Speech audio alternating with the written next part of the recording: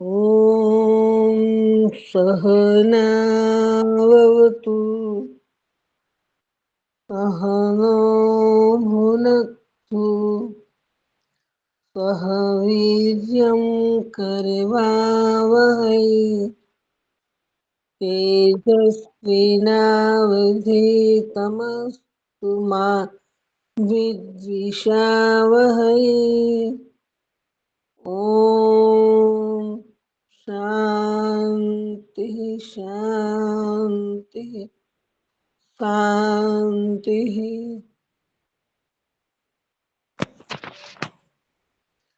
अभी ताई को मैं निवेदन करती हूँ कि वो अपना सत्र चिंतन सत्र में हमें अपना चिंतन प्रदान करें।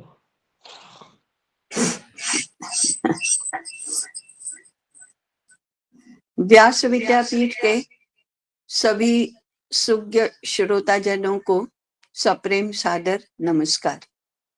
हम विगत कुछ सत्रों से त्रिवर्ग पुरुषार्थ की और उनके समायोजन के परिणाम स्वरूप मोक्ष पुरुषार्थ की प्राप्ति की चर्चा कर रहे हैं और गत सत्र से हमने काम पुरुषार्थ की चर्चा शुरू की है।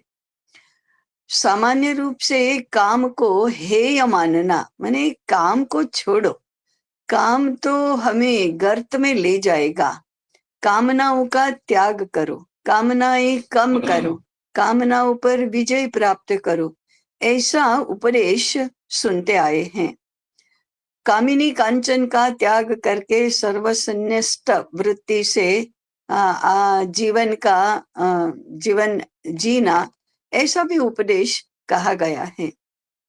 परंतु काम को समझने की, काम की ओर देखने की हमारी दृष्टि हजारों वर्षों में कैसी रही है और उसके आधार पर हमारी जीवन रचना कैसी बनी है, उसको समझना बहुत अर्थपूर्ण और मजेदार होगा। जीवन में और जगत में सर्वत्र काम व्याप्त है, हम इसको नकार नहीं सकते, बल्कि सृष्टि की उत्पत्ति ही काम संकल्प से हुई है। उपनिषदों में ऐसा वर्णन आता है कि जब कुछ भी नहीं था, माने हम और आप नहीं थे, वृक्ष वनस्पति नहीं थी, नदी पर्वत अरण्य नहीं थे, पंच महाभूत नहीं थे, कुछ भी नहीं था, कुछ भी माने कुछ भी नहीं था, तब भी वह था। ये वह क्या था? तो वह आत्म तत्व था। उस समय तो उसका नाम भी आत्म तत्व नहीं था। हमारे दृष्टा ऋषियों ने इस तत्व को अनुभूत किया और फिर समझने के लिए, अभिव्यक्ति के लिए जब भाषा का प्रयोग होता है तो कुछ न कुछ नाम तो देना ही होता है। इसलिए उसको नाम दिया ब्रह्म। उसको अनेक नामों से अनेक ऋषियों ने जाना, इसलिए उसको ब्रह्म कहा। तो कभी परब्रह्म भी कहा, कभी आत्मा कहा, तो कभी परमात्मा भी कहा। अब विभिन्न दर्शनों में परमात्मा आत्मा क्या होता है, परब्रह्म ब्रह्म क्या होता है, दोनों में क्या अंतर है, इसकी चर्चा होती है। हम इसको जिसको कहते हैं कि वो एक ही था, अद्वितीय था, उसके जैसा और कोई नहीं था, वो एक तत्व था। वो कैसा था उसका वर्णन नहीं कर सकते, रूप रंग कुछ भी नहीं है उसको, वो बस है, निर्गुण निराकार। ऐसा अभी हमारे ऋषियों ने कहा कि उसको कोई गुण भी नहीं है, कोई आकार भी नहीं है, उसको इंद्रियों से जानेंगे कैसे, देखेंगे कैसे, उसको मन से बुद्धि से समझेंगे कैसे, नहीं समझ में आता। परंतु इसकी इतनी अनुभूति हृदय में होती है कि हाँ कुछ है, वह एक मेवा द्वितीय, जिसका वर्णन नहीं किया जाता, अनिर्वचनीय, शब्दों में जिसके बारे में कुछ भी समझाया नहीं जाता, ऐसा एक तत्व तो था। इसका हमारे भारतीय जनमानस में इतना स्वीकार है कि कुछ भी नहीं जानते वे भी इसको भगवान कहते हैं, ईश्वर कहते हैं, परमेश्वर कहते हैं। तो दार्शनिक इसको आत्मा परमात्मा कहते हैं, ब्रह्म पर ब्रह्म कहते हैं, सामान्य जन इसको भगवान कहता है, ईश्वर कहता है, सबका मालिक कहता है। ऐसे विभिन्न नामों से इस मूल एक तत्व को जाना जाता है। तो ज्ञानी अज्ञानी का कोई अंतर नहीं, पूरे भारतवासी सब इस तत्व को अपनी अपनी पद्धति से समझते हैं। हम उस विषय में नहीं जा रहे हैं। हम काम पुरुषार्थ के संदर्भ में जब सोचते हैं तब इस एक आत्म तत्व जो है, जो निर्गुण निराकार है, उसको सगुण साकार बनने की इच्छा हुई। ये वाक्य अधोरेखित करने की आवश्यकता है कि जिसको कुछ नहीं था, न रूप न रंग न गुण न आकृति, कुछ भी नहीं है, उसको इच्छा जागृत हुई। इस इच्छा को काम संकल्प कहते हैं। और ये इच्छा क्या थी? एको हम बहुश्याम इति। अरे मैं तो एक हूं, अकेला हूं। ऐसे उपनिषद का वचन है, एकाकी न रमते। मजा नहीं आता है, आनंद नहीं आता है। अरे कोई तो बात करने के लिए चाहिए, कोई तो साथ में कुछ हमारे मन की कल्पनाएं बताने के लिए चाहिए, कुछ नहीं तो झगड़ा करने के लिए तो चाहिए। नहीं तो जीवन में मजा क्या है, आनंद कहाँ है, सुख कहाँ है? तो उसको भी, उस आत्म तत्व को भी, उसके बारे में भी कहा, एकाकी न रमते। अकेले अकेले मजा नहीं आता है। तो फिर मैं क्या करूं? और तो कोई है नहीं, कहाँ से आएगा? एकमेवा द्वितीयम है, एक अकेला ही है, तो दूसरा कहाँ से आएगा? उसके मन में इच्छा तो जागृत हुई, काम संकल्प, ये इच्छा मूल है। और फिर उसने क्या सोचा, मन में क्या आया? एको हम बहुश्याम प्रजा इति। मैं एक हूं, मैं ही बहुत हो जाऊं, दूसरा तो कुछ है नहीं। तो एको हम, मैं एक हूं, अनेक हो जाऊं, ऐसा उसके मन में विचार आया। अब एक से अनेक होना कैसे? तो फिर सह तपो अतप्यत, उसने तपश्चर्या की। और तपश्चर्या करने से जो शक्ति प्राप्त हुई, जो सिद्धि प्राप्त हुई, उससे वह एक से अनेक बना। और इस जगत में जो भी दिखता है, जो भी है, जो भी असंख्य नाम रूप गुण वाला यह जगत बना, किससे बना? उस एक से ही बना। वह एक ही यह विश्व बना। ये बनने की प्रक्रिया का वर्णन उपनिषदों में आता है कि कैसे वो एक से बना, अनेक बना, कैसे उस निर्गुण निराकार आत्म तत्व से सगुण साकार ऐसा संसार बना। संसार माने जो बढ़ता ही जाता है, फैलता ही जाता है, अनेक नाम रूप धारण करते जाता है, बदलता जाता है, वो है संसार। तो उस एक से, जिसमें कोई परिवर्तन नहीं होता, जो निर्गुण निराकार है, उससे सगुण साकार विश्व बना, सृष्टि बनी। वे दोनों एक ही हैं। जिससे ये संसार बना वह आत्म तत्व, और जो यह संसार बना है वह पूरा विश्व, पूरी सृष्टि एक ही है, वो दो नहीं है। एक का ही अनेक बना है, एक ही अनेक बना है, ऐसी हमारी उपनिषदों की कल्पना है। ये एक से अनेक बना कैसे? इसके मूल में क्या है? काम संकल्प है। उस काम संकल्प का अधिष्ठान एक एक व्यक्ति में मन है। इस मन के कारण से, इस काम संकल्प के कारण से सृजन होता है।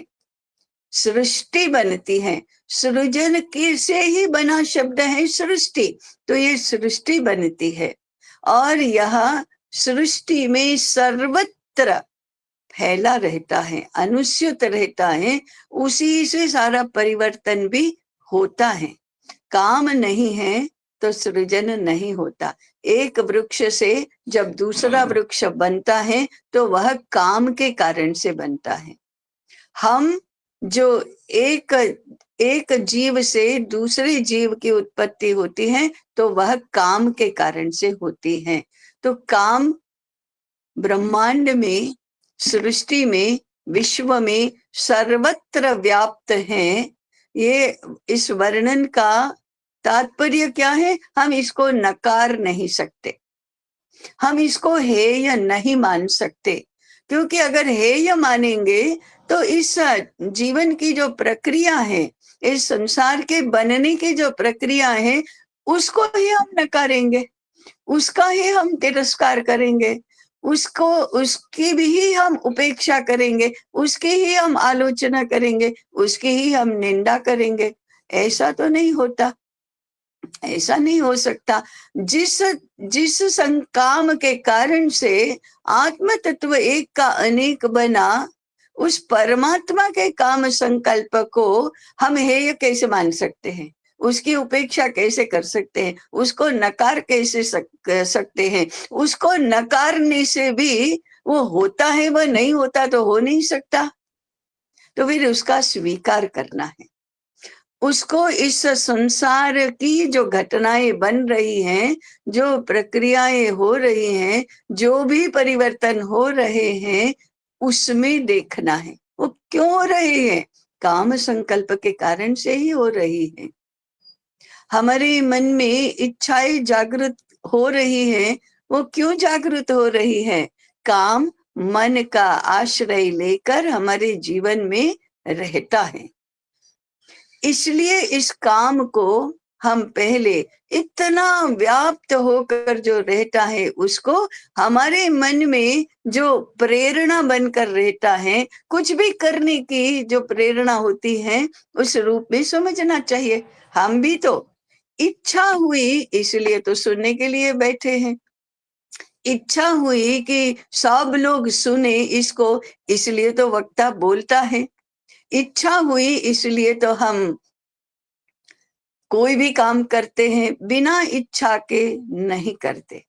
अनिच्छा से जब हम करते हैं, कहते हैं अरे मुझे करने की बिल्कुल मन नहीं है, तो वो भी करना पड़ता है। विवशता से करते हैं, तब भी कहीं न कहीं वो नकारात्मक अर्थ में भी इच्छा बनकर तो रहा ही है, क्योंकि हमारे सबके अस्तित्व में, सबके व्यक्तित्व में मन है। इसलिए विश्व में सर्वत्र चलने वाली प्रक्रियाओं का आश्रय काम ही है। हमारे जीवन में जो जो भी घटनाएं बन रही हैं, जो जो भी क्रियाएं हम कर रहे हैं, उसके पीछे मन में रहा काम संकल्प है। इसलिए उसको हम हेय नहीं मान सकते, इसको नकार नहीं सकते, इसकी उपेक्षा नहीं कर सकते। परंतु इस काम को स्वीकारने के बाद उसको व्यवस्थित करना है। ये व्यवस्थित करना क्या होता है? यही हमारे यहाँ काम पुरुषार्थ का स्वरूप बताया गया कि काम का स्वीकार करो, उसकी निंदा मत करो, परंतु काम के पीछे मत जाओ, काम को अपने नियंत्रण में रखो। जरा जरा किसी का यदि अनम्यूट है तो जरा म्यूट करिए, जागृति में म्यूट करिए। हाँ, ठीक है। तो इसको व्यवस्थित करो। काम का परिणाम है सुख, कामना पूर्ति का परिणाम है सुख, और कामना पूर्ति नहीं हुई, इच्छा पूर्ति नहीं हुई तो दुख है। तो काम के साथ सुख और दुख जुड़े हुए हैं। वो सुख और दुख मन का ही विषय है कि मन के अनुसार बना तो सुख, मन के अनुसार नहीं हुआ तो दुख। तो काम से सुख और दुख संबंधित हैं। इस सुख और दुख का स्वरूप भी समझना चाहिए कि हमको सुख कैसे कैसे मिलता है। सारी इंद्रियों का जो विषय होता है, इंद्रियों के उपभोग के जो विषय हैं, वो यदि अनुकूल बने तो सुख मिलता है, यदि अनुकूल नहीं है, प्रतिकूल है, तो दुख का अनुभव होता है। तो हम चारों ओर मन के अनुकूल करके, मन के अनुकूल सब प्राप्त करके सुख प्राप्त करना चाहते हैं। और क्यों नहीं सुखी होना, क्यों नहीं सुख प्राप्त करना? तो हम सुख प्राप्त करते हैं। कैसे सुख प्राप्त करते हैं? तो पंचेंद्रियों के जो विषय हैं उनका ग्रहण करने से हमें सुख प्राप्त होता है। आंखों को कब सुख प्राप्त होता है? अच्छी अच्छी मन के अनुकूल बातें देखने से सुख प्राप्त होता है। अच्छी आवाज, अच्छा संगीत सुनकर, जो प्रिय व्यक्ति हैं उसकी आवाज सुनकर, उसकी बातें सुनकर सुख प्राप्त होता है। जीभ को अच्छे स्वादिष्ट व्यंजन से सुख प्राप्त होता है। ऐसे घ्राण, अच्छी सुगंध से सुख प्राप्त होता है। अच्छे मुलायम नरम विविध रंगों वाले वस्त्रों को, पदार्थों को छूकर सुख प्राप्त होता है। पंचेंद्रियों से जो अनुभव होते हैं वे यदि मन के अनुकूल है तो सुख प्राप्त होता है, और मन के अनुकूल नहीं है तो दुख प्राप्त होता है। तो एक तो हमारे पंचेंद्रियों का जो विषय है वो हमारे संसार में चारों ओर फैला है ना। इनका अनुभव करके सुख प्राप्त करो, ये पहली बात है कि इस प्रकार से समझो कि संसार में इतने सुंदर सुंदर सुंदर रंग हैं, वो हमारे सुख के लिए हैं, तो उसका उपभोग करो। संसार में इतने सुगंधी फूल हैं, पदार्थ हैं, सुख प्राप्त करो। अनेक स्वादिष्ट व्यंजन हैं, रस हैं, विविध रस हैं, सुख प्राप्त करो। इस प्रेरणा से, इस सुख की प्रेरणा से हमारे जीवन में कितना रस आया है। हम केवल खाते नहीं हैं, विविध स्वादिष्ट पदार्थ खाते हैं। हमारा मेनू कैसे कैसे कैसे बनता है, नवीन नवीन नवीन पदार्थ हम बनाते जाते हैं। क्यों? स्वाद का सुख प्राप्त करना है।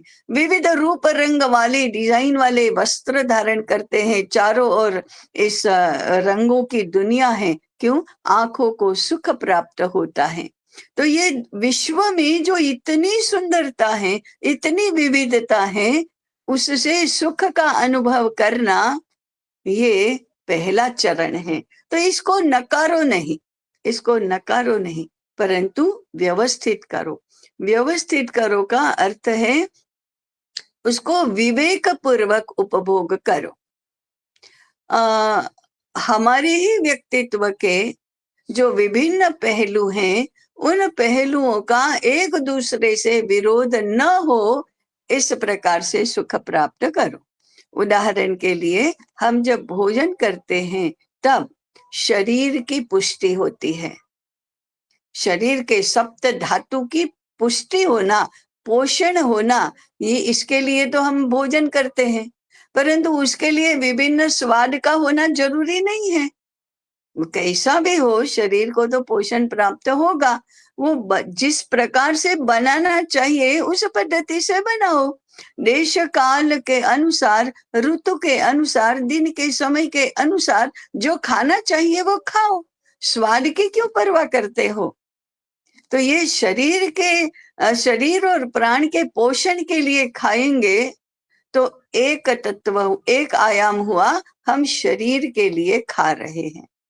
परंतु हम कुछ भी नहीं खाते, शरीर को पोषण देने वाला कुछ भी नहीं खाते, मन को सुख देने वाला, जीभ के स्वाद को संतुष्ट करने वाला खाते हैं, तब विविधता आती है। तब विभिन्न प्रकार के संयोजन होकर नए नए स्वादिष्ट पदार्थ बनते हैं। वो शरीर के लिए नहीं, वो मन के लिए खाते हैं। क्योंकि उससे हमें सुख मिलता है, तभी समाधान मिलता है, तभी खाने जैसा खाया ऐसा करके हम जरा आनंदित होते हैं, प्रसन्न होते हैं। अब शरीर और मन दोनों के लिए पोषण और तोषण अथवा तुष्टि अथवा सुख, ये दोनों एक दूसरे से विरोधी ना हो, ये विवेक है। तो आप उपभोग करो, विभिन्न स्वादिष्ट व्यंजनों को सुखोपभोग के लिए खाओ, मनाही नहीं है, परंतु शरीर के अविरोधी रहकर खाओ।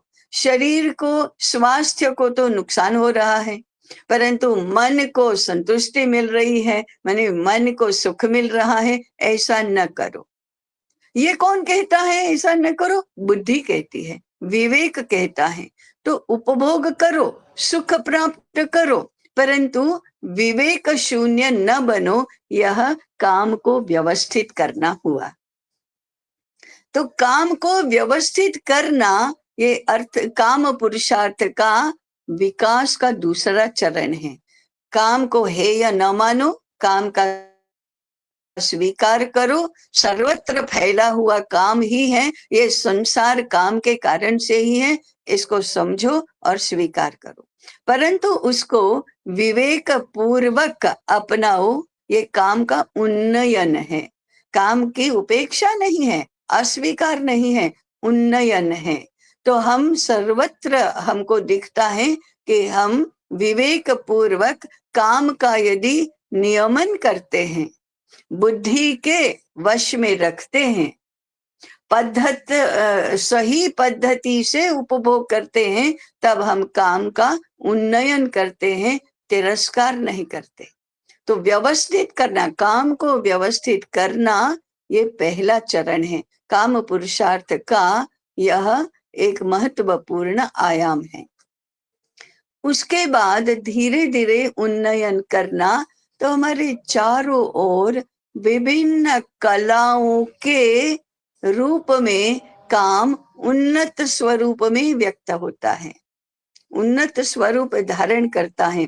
संगीत, उत्तम संगीत, चित्रकला, स्थापत्य कला और सबसे श्रेष्ठ साहित्य, माने कविता, कहानी, उपन्यास, ये जो सारे हैं अभिव्यक्तियां हैं, भाषा के माध्यम से, शब्द के माध्यम से अभिव्यक्ति, स्वर के माध्यम से अभिव्यक्ति, रंग और आकारों के माध्यम से अभिव्यक्ति, पदार्थों को सुंदर रूप से रचना करके विभिन्न शिल्प, स्थापत्य आदि निर्माण करना, और इसको हम हमारे दैनंदिन जीवन के साथ जोड़ते हैं, तो हमारे रोज रोज के उपयोग के पात्रों में भी कला दिखाई देती है, वस्त्रों का नियोजन करने में भी कला दिखाई देती है, चित्र शिल्प साहित्य का सृजन करने में भी कला दिखाई देती है। ये सब काम का उन्नयन ही है। मूल में काम है, परंतु अब उसका उन्नयन कला में हुआ है, उसका आविष्कार, कलाओं का आविष्कार मूल में काम है, परंतु अब वह भौतिक काम नहीं है, अब वह स्थूल रूप का काम नहीं है, वह सूक्ष्म रूप धारण करता है और कलाओं के रूप में सर्वत्र आविष्कृत होता है। कला साधना कहते हैं। ये साधना का अर्थ ही है उन्नयन करना। एक जो स्थूल भौतिक रूप में था, उसको सूक्ष्म और आनंददायक रूप में व्यक्त करना, यही कला साधना है। तो साहित्य साधना ही होती है, संगीत साधना होती है, चित्रकला की साधना ही होती है, और फिर हम सारे सांसारिक कामों को भी कला के रूप में जब अपनाते हैं, तो वह भी साधना ही होती है। तो कला साधना के, कला के आविष्कार में काम का उन्नयन जब हम करते हैं, तो आनंद की अनुभूति होती है, रस की अनुभूति होती है, सौंदर्य की अनुभूति होती है। यह भी काम के अधिष्ठान पर ही हुआ विकास है, तो हमारे लिए कहा गया काम का उन्नयन करो, काम का निषेध न करो। परस्पर के संबंधों में जब कृपणता होती है, कृपणता माने संकुचितता होती है, स्वार्थ होता है, तब वह काम का अत्यंत निकृष्ट ऐसा रूप है। हम एक दूसरे के साथ व्यवहार करते हैं, वो भी इच्छा के आधार पर ही तो करते हैं, हमें कुछ चाहिए है इसलिए तो करते हैं। किसी की निंदा करते हैं, किसी की स्तुति करते हैं, किसी की प्रशंसा करते हैं, ये सब किससे प्रेरित होकर करते हैं? स्वार्थ से प्रेरित होकर करते हैं, लोभ लालच से प्रेरित होकर करते हैं, तब हम शोषण भी करते हैं। स्वार्थ से, लोभ से, लालच से हम जब प्रकृति को परेशान करते हैं, प्रकृति का शोषण करते हैं, तो वह सार्वत्रिक रूप में पर्यावरण के प्रदूषण के रूप में ही प्रकट होता है।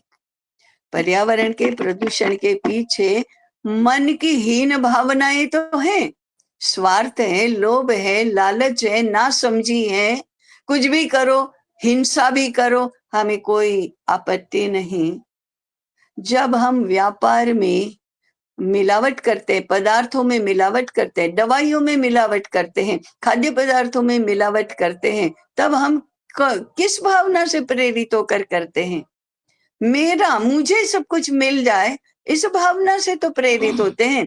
मुझे पैसा चाहिए, मुझे लाभ चाहिए, उस पैसे से मुझे भोग के अन्य अन्य पदार्थ चाहिए, इसलिए तो हम मिलावट करने में संकोच नहीं करते, भ्रष्टाचार करने में संकोच नहीं करते। अब वो जीवन रक्षक पदार्थों में भी मिलावट करते हैं। मैंने खाद्य पदार्थों में मिलावट करना, दवाइयों में मिलावट करना, ये तो काम पूर्ति की अत्यंत हीन, अत्यंत निकृष्ट ऐसी अवस्था है। इनके पीछे एक प्रेरणा भी काम ही है। काम माने इच्छा, काम माने चाहिए, काम माने सुख चाहिए, काम माने मुझे और अधिक चाहिए, और अधिक चाहिए, और अधिक चाहिए। इसके लिए तो स्वार्थ, इसके लिए तो भ्रष्टाचार, अनाचार, अत्याचार, हिंसा, प्रदूषण, रोग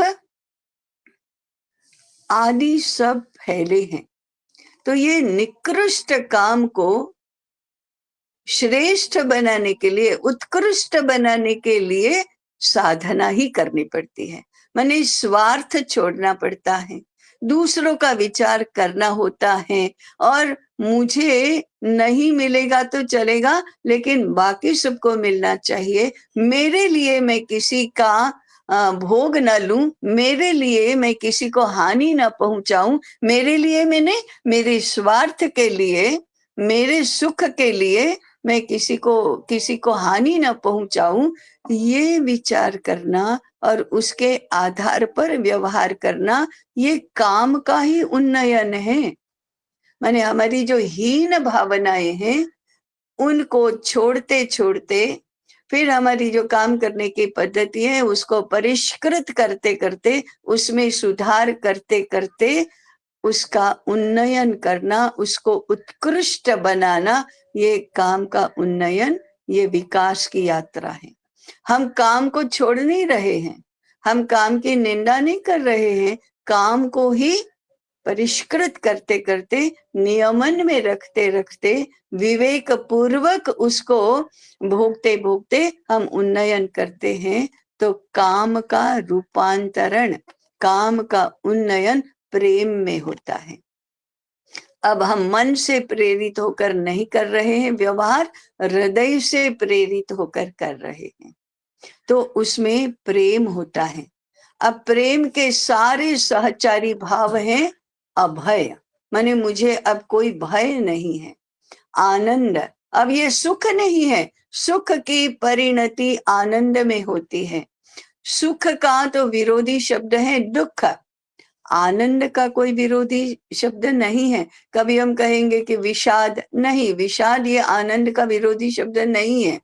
प्रसन्नता और विषाद ऐसा होता है। यहाँ प्रसन्नता भी आनंद के लिए जब प्रयुक्त होता है तब उसका विरोधी शब्द विषाद नहीं है। शोक भी हर्ष का विरोधी शब्द है, आनंद का नहीं। तो प्रेम, अभय, आनंद, सौंदर्य बोध, अब वो भौतिक स्थूल रूप का स्वरूपवान और कुरूप ऐसा विषय नहीं रहा। सुंदर ही परमात्मा की सारी सृष्टि हमें जब सुंदर लगती है तो काम का ही वह उन्नयन है। स्वतंत्रता केवल मेरी नहीं, सारी सृष्टि में जितने भी आविर्भाव हैं परमात्मा के, उन सब की स्वतंत्र स्वायत्त स्थिति का स्वीकार करना, अस्तित्व का स्वीकार करना, ये शुद्ध रूप में स्वतंत्रता है। तो ये हृदय के सारे जो भाव हैं वो प्रेम के सहचारी भाव हैं, आनंद के सहचारी भाव हैं। तो काम का हमने रूपांतरण किया, उन्नयन किया, वो प्रेम में किया। उन्नयन का एक स्तर है कलाओं का आविष्कार, और उसका भी और उन्नयन है प्रेम में रूपांतरण। और प्रेम का कोई विरोधी शब्द नहीं, अभय का कोई विरोधी शब्द नहीं, आनंद का, सौंदर्य का, स्वतंत्रता का, सहजता का, अपने आप जो प्रकट होता है उस सहज स्थिति को प्राप्त होना, यह काम का उन्नयन है। काम, कला और प्रेम, ये उन्नयन है। इसलिए हमारे जीवन को ही कैसे जीना, इसका जब उपदेश दिया गया तो कहा है सबके साथ प्रेम का व्यवहार करो, कामना से प्रेरित होकर न करो। अब जब हम प्रेम की अवस्था में होते हैं या कला साधना करते हैं या कला का आविष्कार जब होता है, साहित्य का सृजन होता है, संगीत की अभिव्यक्ति, संगीत के रूप में अभिव्यक्ति होती है, चित्रकला के रूप में अभिव्यक्ति होती है, या स्वादिष्ट व्यंजन बनाने के रूप में भी अभिव्यक्ति होती है, तब काम तो होता ही है परंतु कला भी होती है। तो कला साधना में काम मर नहीं जाता, काम नष्ट नहीं होता, वह अत्यंत उन्नत स्वरूप धारण करता है। तो काम का उन्नयन हुआ। जब हम प्रेम से व्यवहार करते हैं तब काम के विरोधी नहीं होता, काम की संतुष्टि तो होती ही है परंतु उसका उन्नयन है। जब इस कला और प्रेम से जीवन की रचना होती है तब व्यक्तिगत रूप से हमारी तो उन्नति होती ही है, हमारा तो विकास होता ही है, परंतु जगत में अहिंसा का व्यवहार होता है। तो ये जो अहिंसा है, स्वतंत्रता है, सहजता है, अभय है। अभय, मुझे भय नहीं है ऐसा नहीं, मेरे से भी किसी को भय नहीं है। स्वतंत्रता केवल मेरी स्वतंत्रता नहीं, सबकी स्वतंत्र सत्ता का स्वीकार। तो जब मैं सृष्टि में एक सृष्टि के साथ एक रूप होता है तब काम का उन्नयन प्रेम में होता है, तभी एकात्मता आती है। और तभी हमें माने हृदय में ही फिर ये अनुभूति होती है, साक्षात्कार होता है कि वो एक ही आत्म तत्व के ये सारे के सारे संसार के आविर्भाव ये एक के ही आविर्भाव हैं, एक का ही विविध स्वरूप यहाँ बना है। ऐसी जो आत्म तत्व की अनुभूति है उसका अत्यंत निम्न एक छोर आरंभ बिंदु है, वह काम है। तो एक तरफ भौतिक काम और दूसरे छोर पर आत्म तत्व का काम संकल्प, ये एक ही है। यह व्यक्तिगत काम से आत्म तत्व के काम संकल्प तक की यात्रा, ये उन्नयन की यात्रा है। ये श्रेष्ठ बनने की यात्रा है, ये उत्कृष्ट बनने की यात्रा है। वास्तव में यह भी संसार में रहकर साधना का ही स्वरूप है। वह अपने व्यक्तिगत जीवन के सभी कार्यों में भी अभिव्यक्त होता है, हमारे सारे समष्टि और सृष्टि के विभिन्न आविर्भावों के साथ जो हमारा संबंध बनता है, जो व्यवहार बनता है, उसको भी ठीक करने की यात्रा है। इस प्रकार से संसार में जीने के लिए हमारे ऋषियों ने काम पुरुषार्थ का वर्णन किया है। इस प्रकार से यदि हम अपने जीवन को व्यवस्थित करेंगे तो हमें सुख भी मिलेगा, सौंदर्य भी मिलेगा, रस की भी अनुभूति होगी, आनंद का भी अनुभव होगा, हम स्वतंत्र भी बनेंगे और हमें आत्म तत्व की अनुभूति भी होगी। इस प्रकार से काम पुरुषार्थ का वर्णन किया है। इस काम पूर्ति के साथ अर्थ पुरुषार्थ का संबंध है। हम पैसा कमाने के लिए क्यों जाते हैं? हमारी इच्छाएं पूर्ण करने के लिए ही तो जाते हैं। इसलिए काम पुरुषार्थ को व्यवस्थित किया तो अर्थ पुरुषार्थ भी व्यवस्थित होता है। और ये सब कैसे होता है? तो हमारे धर्म पुरुषार्थ का इसमें जब प्रवेश होता है तब ये साधना भी होती है, तब ये व्यवस्थितीकरण भी होता है।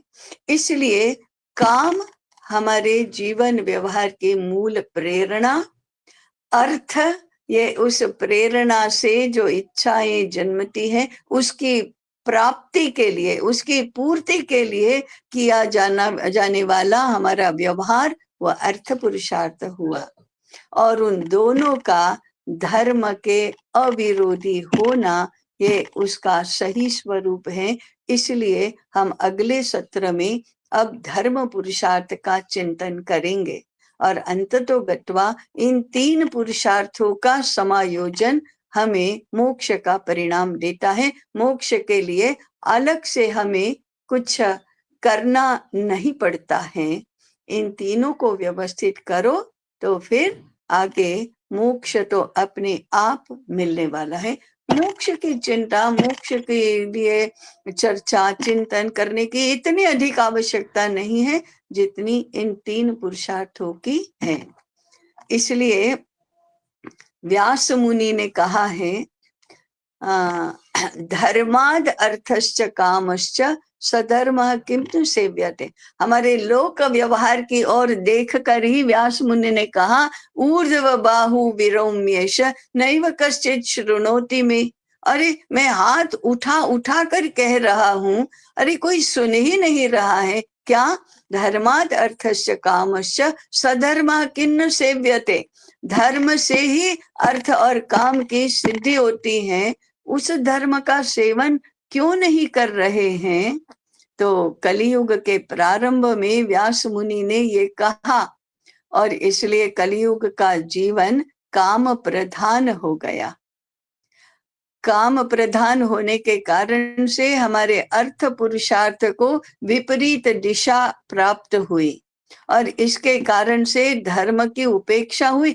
धर्म की उपेक्षा की इसलिए अर्थ और काम विपरीत हो गए और अर्थ और काम विपरीत हो गए तो धर्म बुद्धि हमारी आती ही नहीं है, इतना काम प्रबल है। और इस कारण से मोक्ष तक जाने का कोई ये ही नहीं होता, संभावना ही नहीं बनती। ऐसा हमारा ये जीवन इतना कॉम्प्लिकेटेड और इतना विपरीत आधार पर स्थित हो गया। अब समस्या कहाँ है? समस्या दो जीवन विचारों के अंतर में है। भारत का जीवन युगों से धर्म केंद्री रहा, काम और अर्थ की उपेक्षा नहीं की, काम और अर्थ को धर्म के अविरोधी, धर्म के अनुकूल बनाया और हमने धर्म को जीवन रचना का मुख्य आधार बनाया। धर्म आधारित, धर्म केंद्री, धर्म सापेक्ष ऐसा बनाया तो काम भी प्राप्त हुआ, अर्थ भी प्राप्त हुआ और मोक्ष भी प्राप्त हुआ। परंतु जिस जीवन विचार में मोक्ष यह लक्ष्य नहीं है, काम पूर्ति ही लक्ष्य है। उनको काम भी नहीं मिला, अनेक प्रकार की मनोविकृतियों का ही जन्म हुआ। आज हम देखते हैं कि जहाँ काम केंद्री और काम से प्रेरित अर्थ प्राप्ति के पुरुषार्थ की अर्थ केंद्री काम केंद्री अर्थ केंद्री ऐसी जीवन रचना है, वहां विकृतियों की कोई सीमा ही नहीं है, वहां दुख की कोई सीमा ही नहीं है, वहां विनाश के गति की और धंसने के सिवा और कोई गति ही नहीं है। ऐसा जीवन निर्माण हुआ, ऐसी संसार की स्थिति बन गई। केवल काम केंद्री बनकर, अर्थ केंद्री बनकर पर्यावरण का जो प्रदूषण फैला है, जो प्रकृति का जो शोषण हो रहा है, उसके ऊपर अत्याचार हो रहा है, उसकी कोई सीमा ही नहीं है। और फिर ऐसी बुद्धि बन गई कि इससे कोई छुटकारा ही नहीं है। काम केंद्री अर्थ केंद्री जीवन रचना नेसेसरीली, अनिवार्य रूप से विनाश की ओर ले जा रही है। धर्म के अनुकूल काम और अर्थ अमरता की, चिरंजीविता की प्राप्ति करवाती है। इसलिए हमारे कहा, काम की निंदा न करो, काम को हेय न मानो, उपेक्षा न करो, अर्थ की भी निंदा न करो, वैभव प्राप्त करो। किसके लिए ये सारा वैभव है? हमारे सुख के लिए तो है, इसलिए उसका स्वीकार करो, केवल उसको धर्म के नियमन में रखो, तो धर्म भी मिलेगा, काम भी मिलेगा, अर्थ भी मिलेगा और मोक्ष भी मिलेगा। काम केंद्री हुए तो चार में से एक भी नहीं मिलेगा। इस प्रकार से हमारे जीवन को व्यवस्थित करने के लिए काम पुरुषार्थ की ऐसी समझ होनी चाहिए, ऐसे हमारे शास्त्रों का उपदेश है और हमारी परंपराओं में इसके प्रमाण भी मिलते हैं, जानकारी भी हमें प्राप्त होती है। तो अर्थ और काम की चर्चा इस सत्र में समाप्त हुई। अगले सत्र में हम धर्म की चर्चा, धर्म का चिंतन करेंगे, धर्म पुरुषार्थ का चिंतन करेंगे। हम त्रिवर्ग पुरुषार्थ में अब नियमन वाला जो तत्व है वह धर्म है, उसकी चर्चा हम अगले सत्र में करेंगे। अभी इस सत्र में मैं मेरी प्रस्तुति समाप्त करती हूँ। नमस्कार।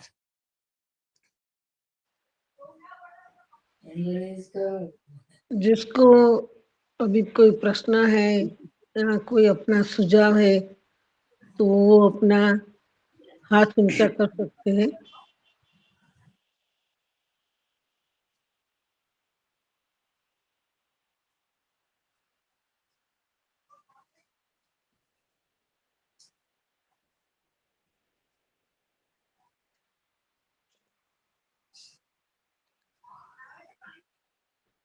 आज के इस काम के विषय में दीदी पूछिए। जी नमस्ते ताई। नमस्ते। आपने जो काम की बात, पहली बात तो ये कि आपने जो परमात्मा एक ही है, जागृति बहन है, जागृति बहन है जी, निकोल से जागृति। हाँ हाँ ठीक। आपने जो पहली बात बताई कि परमात्मा का ही स्वरूप है, जो हम परमात्मा ने ही द्वितीय होने का संकल्प किया है, विश्व रूप धारण किया, तो हम सभी में जो भी अंश है वो सब एक ही है। ये बात आज पूरी समझ में आई। हम ऐसा सुनते थे कि हम सब में एक तत्व है, लेकिन हम परमात्मा का ही अंश है और अलग अलग हुए हैं। ये आज समझ में आया। और फिर एक प्रश्न ये हुआ कि काम का उन्नतीकरण कला और उससे प्रेम, तो जो कला से प्रेम है, कला के आगे, वो बात में कुछ संशय जैसा लगा। संशय मतलब मेरी समझ में नहीं आया, समझ में नहीं आया। हाँ, तो जैसे कला है तो चित्र है, संगीत है, कुछ भी है, तो उसका प्रेम में रूपांतरण या उसका उन्नतीकरण प्रेम, ये कैसे हो सकता है? हाँ मैं समझ ही नहीं पा रही हूँ। जी हाँ, ये थोड़ा अनुभव का भी विषय है और चिंतन का भी विषय है। आज हमने काम प्रेरित होकर कला को भी दूषित कर दिया है। माने जिसमें से शुद्ध आनंद मिलना चाहिए उसको भी हमने अर्थ का दास बनाकर, अर्थ का साधन बनाकर उसको ही दूषित कर दिया। उदाहरण के लिए खेलना, ये किस बात के लिए है? शुद्ध आनंद के लिए है। खेल का तत्व जो हमारे संसार में है, माने हमारे जीवन में है कि खेलना। क्यों खेलना? आनंद प्राप्त करने के लिए, मजा आता है खेलने में। वही परमात्मा की लीला, वो उसका खेल ही है। इस परमात्मा जब अपने से सारा विश्व बना तो क्यों बना? लीला। कोई उसका लॉजिक नहीं है, मन में आया, इच्छा हुई, तो वह लीला जो है उसमें कोई स्वार्थ नहीं है। तो खेलते हैं, उसमें कोई स्वार्थ नहीं है, खेलने में आनंद आता है।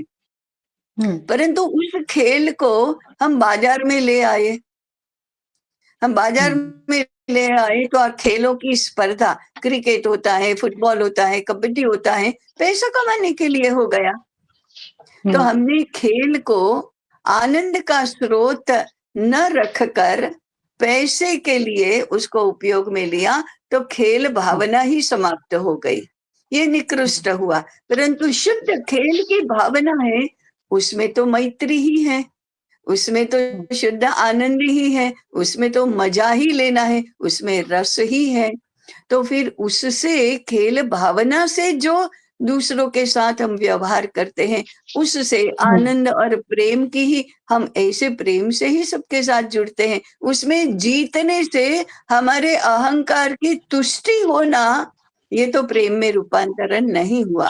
परंतु शुद्ध आनंद का अनुभव होना कि तुम जीते क्या, मैं जीती क्या, तुम हारे क्या, मैं हारी क्या, ये हार जीत नहीं होना, केवल आनंद होना, तो आगे प्रेम के संबंध ही विकसित होते हैं। इसी प्रकार से हमने सारी कलाओं को निकृष्ट बना दिया, उसको पैसे कमाने का साधन बनाकर। वो उन्नति की साधना होती है जिससे परमात्मा तत्व की अनुभूति होती है। आप उपनिषद गंगा में एक एपिसोड होता है तानसेन और हरिदास का, उसके गुरु है स्वामी हरिदास, और वो संगीत तो तानसेन हरिदास से सीखे हैं।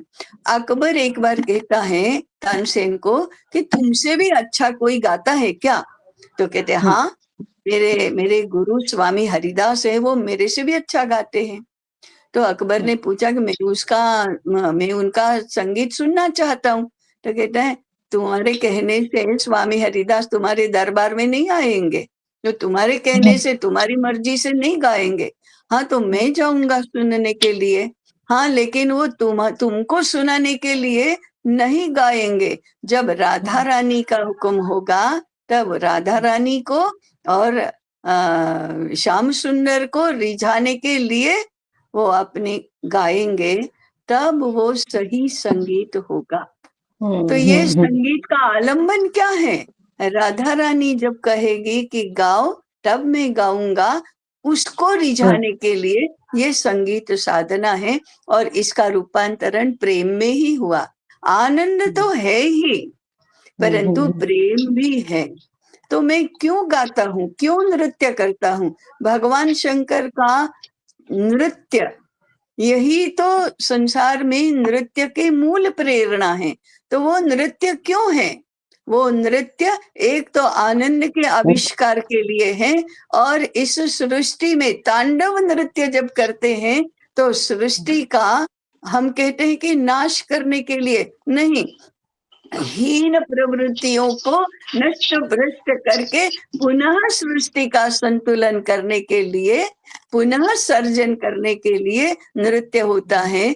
तो उसका मूल तो उस प्रेम में, उस आत्मानुभूति में ही है। तो संस्कृत काव्य शास्त्र में जब मम्मट नाम के साहित्य का आलोचन करने वाले वो कहते हैं, काव्यम यशसे अर्थकृते शिवेतर क्षत्रे कांता सम्मिततया उपदेश युजे ब्रह्मानंद सहोदर आनंद प्राप्ति के लिए कविता क्यों की जाती है, साहित्य का सर्जन क्यों किया जाता है, उससे प्राप्त होने वाला, उसके सर्जन से और उसके सेवन से, माने सर्जन करने लिखने वाले को भी और पढ़ने वालों को भी ब्रह्मानंद सहोदर, ब्रह्म के आनंद के सहोदर रस की, आनंद की प्राप्ति होती है। ये हमारी कला साधना का उन्नयन है जो आत्मानुभूति में ही परिणत होता है और उससे फिर एकात्मता आती है और उस एकात्मता का ही दूसरा नाम प्रेम है, अभय है।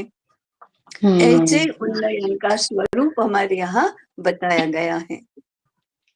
जी जय।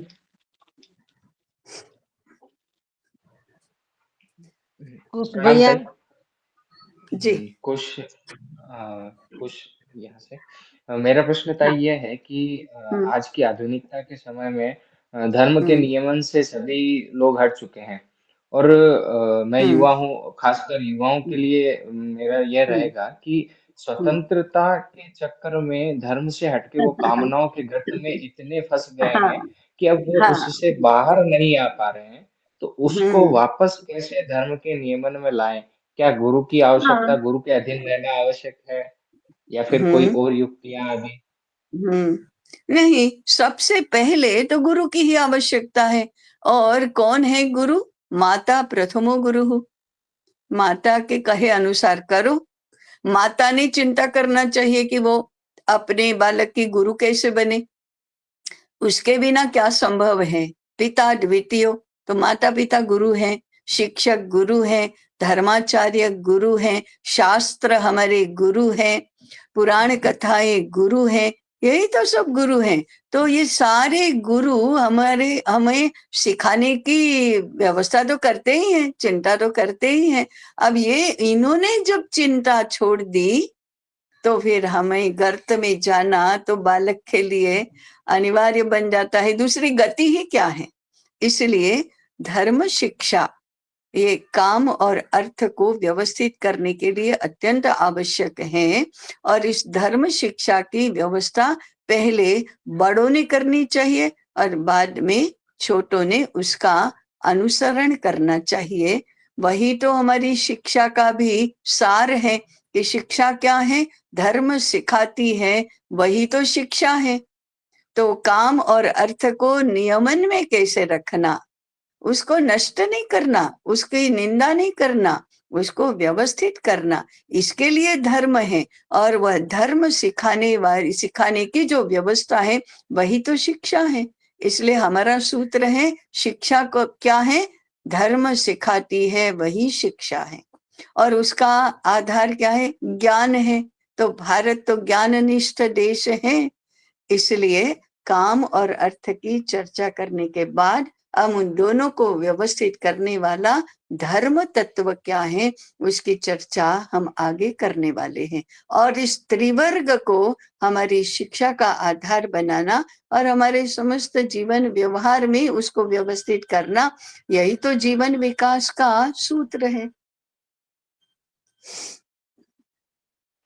जी तो आजकल के युवाओं को भी सही किसी ने बताया नहीं, इसलिए तो उनको पता नहीं है। पता कैसे चलेगा? जब उनको पता कराया जाएगा तभी। तो पता कराने की, उनको धर्म बताने की अब व्यवस्था करनी चाहिए। उसका दायित्व सभी शिक्षकों का है, गुरुओं का है, आचार्यों का है, माता पिता का है। तो पीढ़ी दर पीढ़ी ये धर्म सिखाया जाता रहा तो जीवन व्यवस्थित चलता रहा। जब धर्म सिखाना बंद हो गया तो अधर्म ही फिर आधार बन गया। तो फिर अर्थ और काम अव्यवस्थित हो गए, तो दारिद्र्य बढ़ा, असुख बढ़ा, विकृतियां बढ़ी और पागलपन तक हम चले जाने लगे। इसलिए दुर्गति है।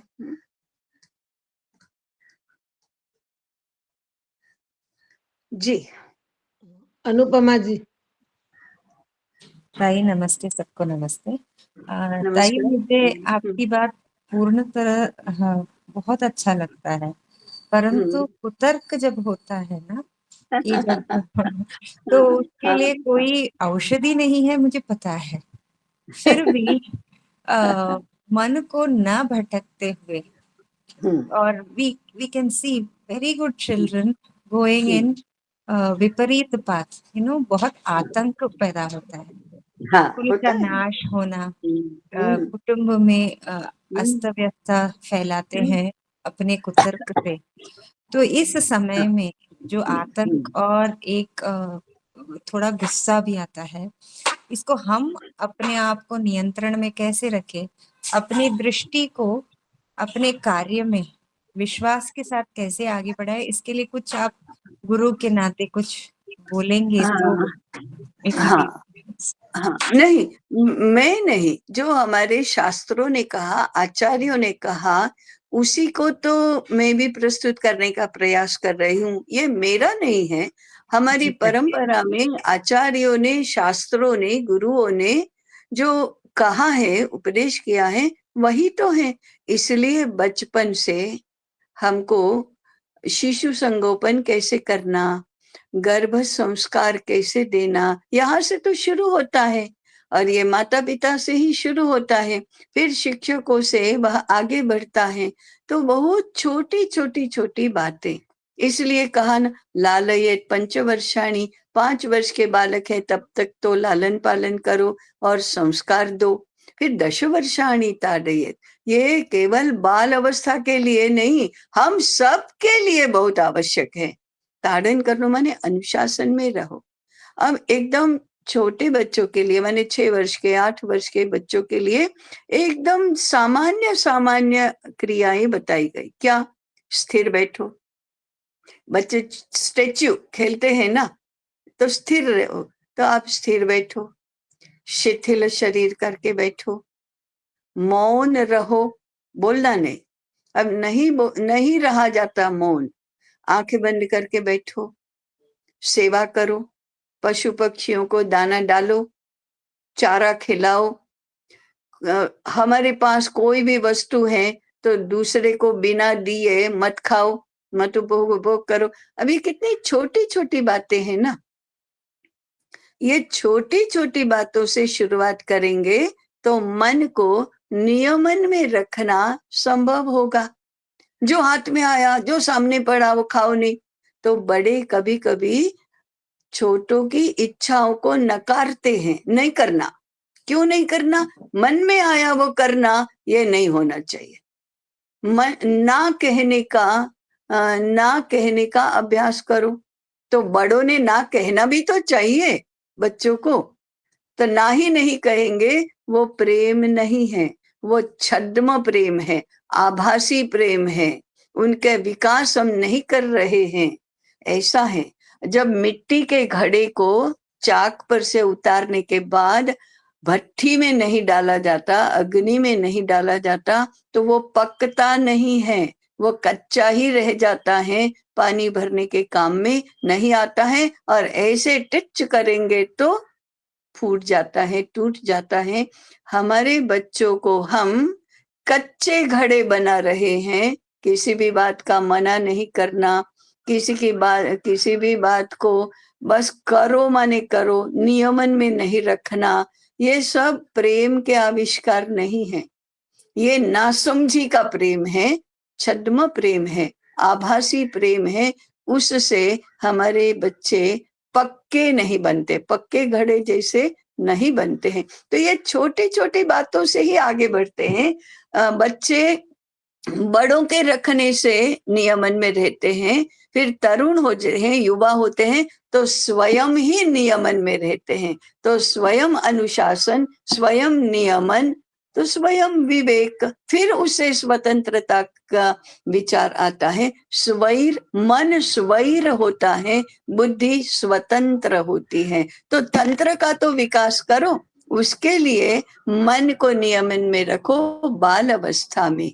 तो ऐसे तो हमारे शिक्षा शास्त्र में कितने छोटे छोटे छोटे छोटे उपाय बताए हैं। ये छोटे छोटे उपाय ही बड़े बड़े उपाय बन जाते हैं और बड़ी बड़ी सिद्धियां भी प्राप्त करवाते हैं। अभी समय हो गया है, हम शांति मंत्र करते हैं।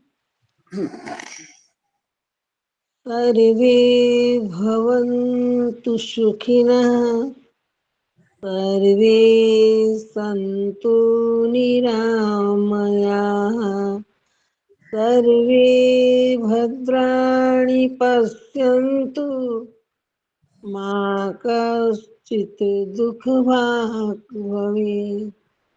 ॐ शान्तिः शान्तिः शांति। सभी को नमस्ते। सबको नमस्कार। नमस्ते नमस्ते ताई जी। नमस्ते ताई। सबको नमस्ते ताई।